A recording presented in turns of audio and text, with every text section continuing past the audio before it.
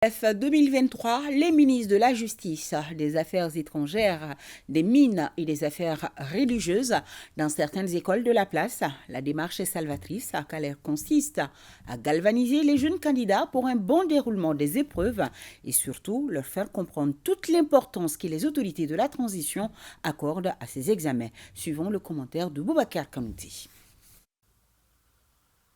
C'est à 7h45 précises à l'école publique Jean-Pierre Konaté de Kati que la première enveloppe contenant le sujet de la rédaction a été ouverte par le ministre de la Justice, des Droits de l'Homme, Garde des Sceaux. La consigne donnée ici est limpide. L'effort personnel doit prévoir. Déjà, les autorités s'attellent à la formation des ressources humaines de qualité. Ils sont au total 335 candidats, dont 119 filles, à concourir dans 2 centres qu'abrite l'école Jean-Pierre Konaté. Nous sommes là dans le cadre du lancement des épreuves de cet examen au nom du gouvernement de la République du Mali. Donc nous sommes arrivés au centre Jean-Pierre Konaté, donc qui compte 229 candidats. Donc nous avons eu l'occasion d'assister à la cérémonie de montée des couleurs et l'hymne national qui a été entonné par la suite avant de passer dans les salles de classe pour prodiguer des conseils d'usage aux candidats. Et nous les avons aussi encouragés en leur demandant d'être concentrés. Et surtout, nous leur avons indiqué que dans le cadre du Mali nouveau et de la refondation, donc nous proscrivons tout ce qui est fraude et tricherie.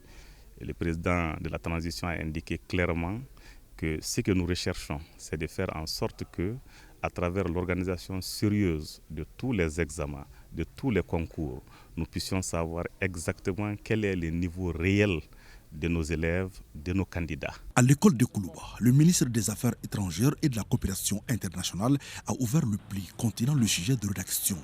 Première épreuve du DF, diplôme d'études fondamentales. C'était dans la salle 7 du centre 2 de Koulouba. Les centres d'examen de Koulouba 1 et 2 totalisent 325 candidats inscrits. Le ministre Abdoulaye Diop a auparavant fait le tour des salles pour encourager les candidats et les surveillants. C'est un honneur pour moi de représenter ce matin Madame la ministre de l'Éducation nationale, Madame Sidibé Dédé Ousmane, pour le lancement de l'épreuve de Koulouba 1 et 2. L'épreuve, c'est la rédaction.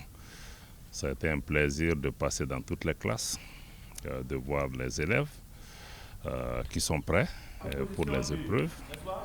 Et la première impression, c'est qu'il y a beaucoup plus de filles que de garçons, mais j'ai noté la détermination de tous les élèves à passer les épreuves avec un pourcentage élevé.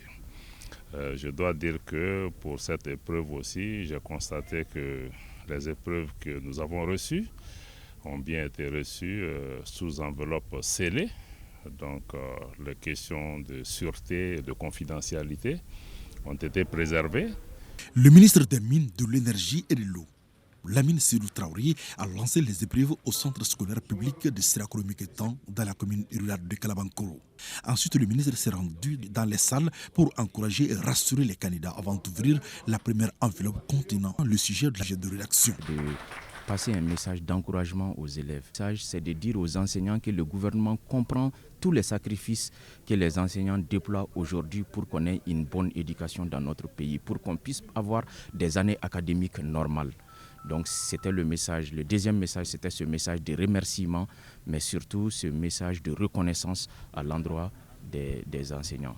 Le troisième message, c'est le plus fort, c'est de montrer à l'ensemble des parties prenantes du système éducatif que le gouvernement de transition accorde une place de choix à l'éducation. Au centre franco-arabe Yacouba Sidibé de l'a fait beaucoup. C'est le ministre en charge des affaires religieuses du culte qui a donné le ton de l'examen. Le ministre s'est dit satisfait du respect strict des règles établies pour la bonne tenue des évaluations. Des conseils qui ont été prodigués à l'endroit des enfants avec l'encouragement du président des centres, M. le maire, les directrices et les directeurs et les surveillants qui sont là. Donc on a visité toutes les salles pratiquement. On a trouvé les enfants dans un bon état d'esprit. Je crois qu'ils sont vraiment aptes à faire le travail. Toutes les dispositions sont prises pour la tenue d'un examen qui ne souffre d'aucune irrégularité. Quant aux élèves, ils trouvent le sujet abordable et misent sur le travail personnel. Le DEF constitue la passerelle entre le fondamental et le secondaire, donc l'engouement est de taille.